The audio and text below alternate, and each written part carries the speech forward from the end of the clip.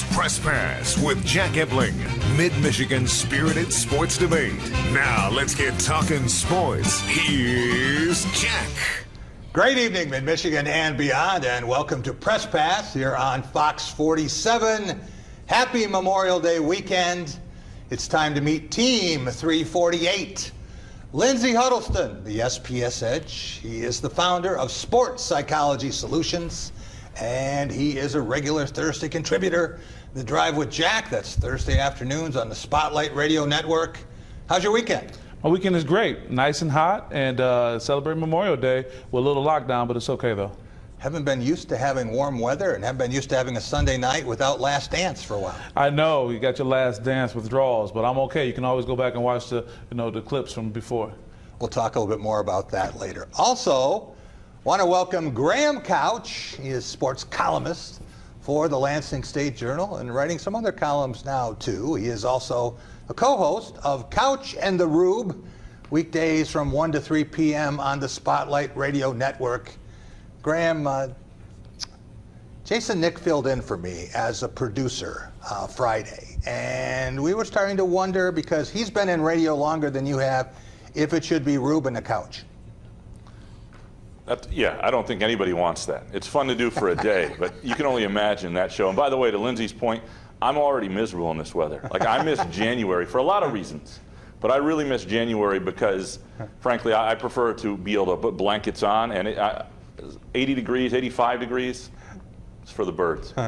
Lindsay, I can tell you that if Graham were coaching a football team or a basketball team in the North, he would spread so much junk about playing in the South. He'd have all these Southern kids wanting to come where it's freezing. Yeah, he'd bring them back to the North. That's his thing. Yeah. The worst thing for you, Graham, is to be sentenced to hot weather, right?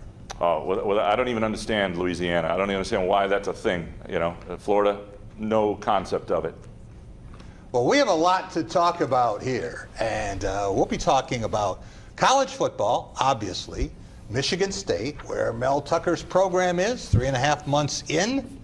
We're going to take a look at the Big Ten and what the Big Ten is going to do. Lots of different decisions. The University of Michigan head football coach and the university president coming at this a little different way.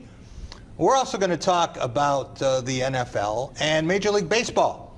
What is baseball going to do? How close is MLB to resuming? Got to get the players on board first. And we're going to put Last Dance to bed. Got a little different take on one aspect of it. And Lindsay, you're a proud Detroiter. We've got to get your take on that as well. We will be right back, starting with our Going Green segment, talking about Michigan State football and basketball. Coming up next, it's Press Pass here on Fox 47.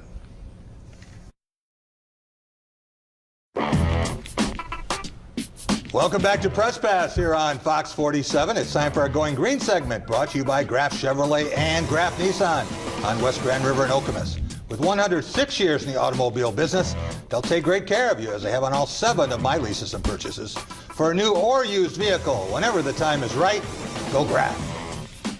What's your favorite spot, now in East Lansing to eat? You got a favorite yet? Not yet, because I got here and I lived at the Kellogg for like a while, right? Oh, wow. I was living over there, and so and then as soon as I kind of got out of there, and I wasn't really I was eating at the stateroom, and then kind of ordering in, and then COVID hit. And I haven't really had a chance to really just branch out, and really hit the spots. Do you have a couple of spots that you recommend that I kind of check out? Well, I'm kind of a foodie, a little bit kind of lightweight. Okay, you're a foodie. So, I mean, this is the thing though. Some of the stuff I don't even know if it's still open, because like my favorite taco place when I lived in Lansing was Famous Taco. I'm not sure if Famous Taco is still open. Famous Taco. Yeah, Famous Taco was like my spot. Lou and Harry's Deli, that was my spot. And weirdly enough, what I miss more than anything about living there is Quality Dairy. I miss Cutie so much. Quality Dairy dip. Quality Dairy French onion dip. Undefeated.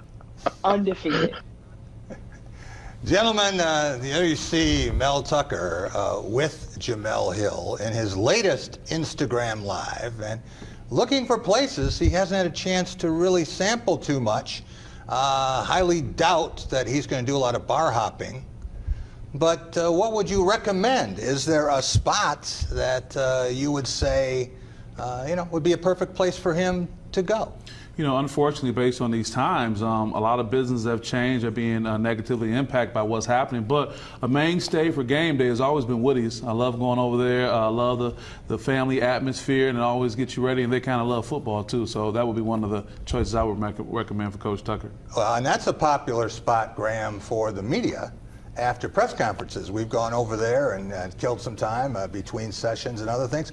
Are there places in the area, places that maybe are kind of hidden gems that you would recommend to Mel? Yeah, I mean, obviously Woody's great. I would also, I would hit a place like Harry's Place on the west side of my neighborhood, which I love, which is a popular haunt for us. I think people know how I feel about Front 43 and Cask and Company and Groovy Donuts and my relationship with them, but and that's a long-standing relationship. Ella's Teco. And if you want to get away from the students, the west side one is also a really sweet place. There's a lot of great places locally in this town that are struggling, and I hope most of which will be able to hang in there.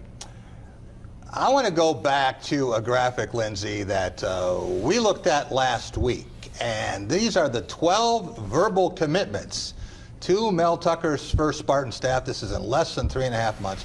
One of these players, Gabe Neely, Miami cornerback, has changed his all-in Twitter profile from MSU to who knows. What's up with Spider? I think Spider's getting a dose of reality. He hasn't been able to travel outside of his home in Florida, let alone get to this beautiful campus at Michigan State. And I think that's going to be a possibility for a lot of athletes. You probably have people telling them, hey, if you haven't visited campus, don't make a commitment yet. Yeah, makes sense. Graham, let's take a look at some of the roster movement. Tom Izzo's basketball team in flux. And a lot of conversation this week about Canadian five-star Kareem Mane, who now may be leaning toward Michigan State if he doesn't stay in the draft. And what about Joshua Langford? I know that you had some news on this. What do you think's up with Josh? Yeah, it sounds like Joshua Langford, if he can go, wants to come back for another year, which I think, if you look at it just from an analytical perspective, makes all the sense in the world, especially in these times, given the timetable on his foot. He's still not back 100%. And I think so Michigan State Izzo is being cautious with it as well. You've had 2 foot injuries now, 2 foot surgeries.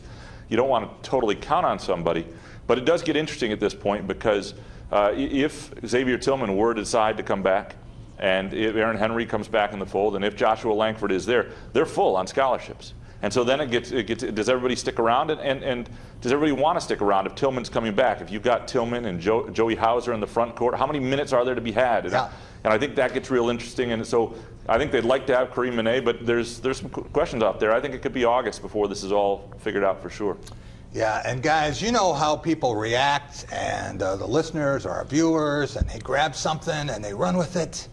And Graham, I think some people got wind of what you had said, and I heard people say, hey, did you hear about Joshua Langford? He's back. That's not necessarily what Graham said.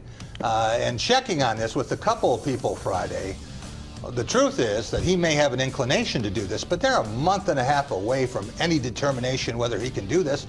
Some people don't even know if he's going to play competitive basketball